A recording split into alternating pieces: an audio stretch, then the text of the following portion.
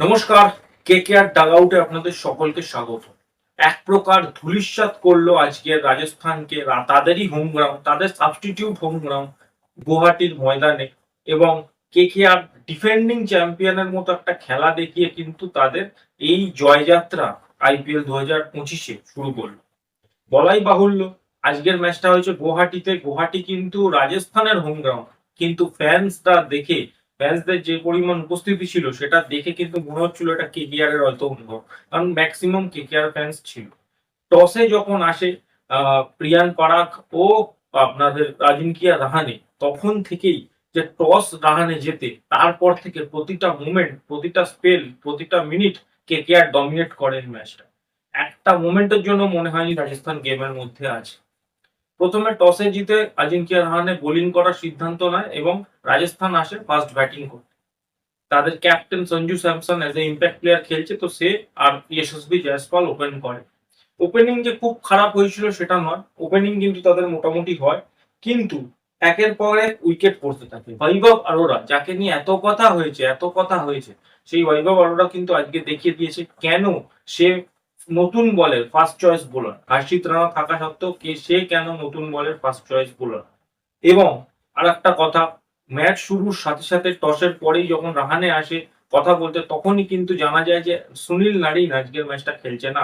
KKR এর জন্য এটা একটা বড় ঝটকা ছিল, কারণ নারিন কেকেআর এর একটা, মানে কি বলবো, একটা অংশ, কেকেআর টিমটার একটা অংশ। কারণ বহু দিন হয়ে গেছে নারিন কোনো ম্যাচ মিস করেনি কেকেআর এর হয়ে, বাট আজকের ম্যাচ কিন্তু নারিন মিস করে। কিন্তু কার্টাসি কেকেআর এর ম্যানেজমেন্ট এবং কেকেআর এর যে যারা অকশন করেছে, তারা কিন্তু প্রপার নারিনের একটা, মানে ম্যান টু ম্যান যে সাবস্টিটিউট সেটা কিন্তু রেখে দিয়েছিল, সেটা হলো মঈন আলী। তারা নারিনের বদলে মঈন আলীকে খেলে, এবং মঈন আলী ও বরুণ চক্রবর্তী হিসাবে দুটো স্পিন বোলার কিন্তু থাকে। তো যশস্বী জয়সওয়ালকে কিন্তু মঈন আলী আউট করে। নীতিশ রানা ওয়ানিন্দু হাসারাঙ্গাকে মিডিলে পাঠায় রাজস্থান। ধ্রুব জুরেলের 33 রান ছিল। এছাড়া শুভম দুবে, হেটমায়ার, তিক্সনা কেউই পারফরমেন্স করতে পারে না রাজস্থানের হয়ে। একমাত্র ধ্রুব জুরেলের 33 রান থাকে ও জোফরা আর্চার লাস্টে নেমে দুটো ছয় মারে। তো সেটার মানে দয়ায় আর কি আমি বলতে পারি, রাজস্থান 151 রানে পৌঁছে যায় কোনোভাবে লড়তে লড়তে। এবং বলতে হয় স্পেন্সার জনসন ছাড়া কলকাতার প্রত্যেকটা বোলার আজকে এফেক্টিভ ছিল। সে বৈভব অরোরা হোক, হর্ষিত রানা হোক, মঈন আলী হোক, আর বরুণ চক্রবর্তী হোক। বরুণ চক্রবর্তী তো স্ট্যান্ড আউট পারফরমেন্স করেছে, 4 ওভারে 17 রান 2 উইকেট। মঈন আলীও স্ট্যান্ড আউট পারফরমেন্স, 4 ওভারে 23 রান 2 উইকেট। অ্যাটলিস্ট বোলিং এ নারিনের অভাবটা সে বোধ করতে কিন্তু দেয়নি। হর্ষিত রানা 4 ওভারে 36 রান 2 উইকেট, একটু ইকোনমি হায়ার সাইডে থাকলেও সেও কিন্তু দুটো খুব কুশল উইকেট নেয়। এবং বৈভব অরোরা, আগেই বললাম, সঞ্জু স্যামসনের উইকেটটা সে নিয়ে কিন্তু প্রথমেই কোমর ভেঙে দিয়েছিল, সেও কিন্তু 2 উইকেট নেয়।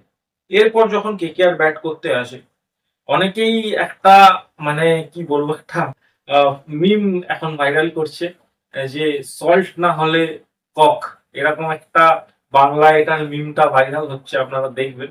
সো মঈন আলী আর কুইন্টন ডিকক ওপেন করতে আসে। মঈন আলীর ব্যাটে বলে হচ্ছিল, একদম ব্যাটের সাথে বলের কোনো সম্পর্ক ছিল না, এবং খুবই ক্যাজুয়াল অ্যাপ্রোচে মঈন আলী কিন্তু রান আউট হয়ে যায়। তারপর রাহানে আসে। রাহানেও 15 বলে 18 রান, মানে যতটুকু একটুকুনি খেলেছে, খেলে আউট হয়ে যায়। তো তারপর রঘুবংশী আসে, আংরিকিস রঘুবংশী। কিন্তু এই সবার সাথে থাকে কুইন্টন ডিকক। 151 রান করে কেকেআর, 153 রানে 2 উইকেট হয়ে যায়। ঠিক আছে, এই 151 রান করে রাজস্থান। কেকেআর এই রানটা 17 ওভার 3 বলে চেস করে দেয়, 153 রান হয়ে যায় তার। এর মধ্যে কুইন্টন ডিকক একাই 97 করে, তাও 61 বলে, যেখানে 8টা 4 এবং 6টা 6, 160-এর স্ট্রাইক রেট। এই গ্রাউন্ডে, যে গ্রাউন্ডে কিন্তু চট করে আমরা, মানে সেই রকম গ্রাউন্ড নয় হায়দ্রাবাদের মতো, চিন্নাস্বামীর মতো, যেখানে বলের পর বল 6 হচ্ছে, 4 হচ্ছে, স্টেপ আউট করে খেলা হচ্ছে না। এখানে কিন্তু বল ফেসে ফেসে আসছে। পাওয়ার প্লেতেও তেমন রান হয়নি দুটো ইনিংসে। সেই গ্রাউন্ডে দাঁড়িয়ে 160-এর স্ট্রাইক রেটে 97 রান করে কুইন্টন ডিকক, এবং এক প্রকার রাজস্থানকে ম্যাচে ফিরতেই দেন না, মানে কোনো চান্স তাদের জন্য রাখে না, এক প্রকার পুরো সিল করে দেয়। এবং কুইন্টন ডিকক কিন্তু আমাকেও এবং আমার সাথে সাথে অনেককেই এটা ভুল প্রমাণ করলো, যে ইন্টারন্যাশনাল ক্রিকেট থেকে দূরে চলে এলে হয়তো একটা ম্যাচ লাগে, শরীর গরম করতে, কিন্তু একবার যদি ইঞ্জিন গরম হয়ে যায় তারপর কিন্তু সেই যে পুরনো ডিকক তাকে আমরা দেখতে পাবো। এই ডিকক কিন্তু অনেক বড় মাপের প্লেয়ার আইপিএল এ, তার কিন্তু অনেক বড় বড় রান আছে, এরকম একতরফা খেলাও আছে তার। তো সেইগুলো আমরা যেন কেকেআর এর হয়ে দেখতে চাই অবশ্যই ভবিষ্যতেও, আগামী ম্যাচগুলোতেও। তো কেকেআর এর জন্য এটা কিন্তু খুব বড় প্লাস পয়েন্ট যে ডিকক ফর্মে ফিরে গেছে। এবং আরো কিছু কথা, সেটা হলো রঘুবংশীকে 4 নম্বরে পাঠানো হয়। ভেঙ্কটেশ আইয়ার, রিঙ্কু সিং, রমনদীপ, রাসেল, এই চারজন কবে ব্যাটিং পাবে, কবে এরা পারফর্ম করবে, এটা নিয়ে কিন্তু একটা কোশ্চেন থাকছে। কারণ মিডিল অর্ডারে এই চারজন মানে সেকেন্ড ব্যাটিং এলে আইদার চান্স আসছে না, নইলে ফার্স্ট ম্যাচে কোল্যাপস হয়ে গেছিল। তো এই চারজনের ওপর একটা কোশ্চেন মার্ক থাকছে। কেকেআর এর জন্য যেটা চিন্তার বিষয় সেটা হলো স্পেন্সার জনসন। কারণ স্পেন্সার জনসনকে একবারেই মনে হচ্ছে না সে মানে ভালো বোলিং করছে। অ্যান্ড্রিক নকিয়ার এখানে একটা চান্স হতে পারে, অথবা আমার মনে হয়, যেটা আমি ভাবছিলাম যে খেলা দেখতে দেখতে, যে মঈন আলী যেরকম পারফরমেন্স করেছে, সুনীল নারিন এলে মঈন আলীকে রেখেও তারা কিন্তু চেতন সাকারিয়াকে ওই স্পেন্সার জনসনের জায়গায় খেলাতে পারে। সেক্ষেত্রে তিনটে ভারতীয় ফাস্ট বোলিং থাকবে কেকেআর এর, এবং তিনটে প্রপার কোয়ালিটি স্পিনারও থাকবে। তো কোনো ফাস্ট বোলারের দিন খারাপ গেলেও কিন্তু তার জন্য একটা কোয়ালিটি স্পিনার তার ব্যাকআপটা হয়ে যেতে পারে। তো এই ক্ষেত্রে কিন্তু খুব ভালো একটা লাইক টু লাইক চেঞ্জ হতে পারে। স্পেন্সার জনসনের জায়গায় যদি কোনোভাবে আমরা চেতন সাকারিয়াকে খেলিয়ে আগ্রাঙ্কিস রঘুবংশী যে জায়গাটা খেলছে সেই জায়গায় মঈন আলীকে ফিট করে নারিনকে ওপেন করাতে যদি পারি, তাহলে কিন্তু ব্যাটিংও লম্বা হবে এবং বোলিং এর ক্ষেত্রেও কিন্তু স্ট্রং বোলিং, স্পিন বোলিংটাও স্ট্রং থাকবে এবং ব্যাটিংও কিন্তু স্ট্রং থাকবে।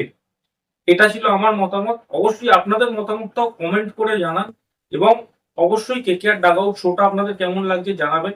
আর এই আজকের ম্যাচ নিয়ে আপনাদের কি প্রত্যাশা ছিল সেটাও জানাবেন। ভিডিওটা ভালো লাগলে লাইক করবেন, শেয়ার করবেন, চ্যানেলে নতুন হয়ে থাকলে অবশ্যই চ্যানেলটা সাবস্ক্রাইব করবেন। Through out IPL KKR dugout শোটা আসবে। এই বলে আমার ভিডিওটা শেষ করছি। ধন্যবাদ।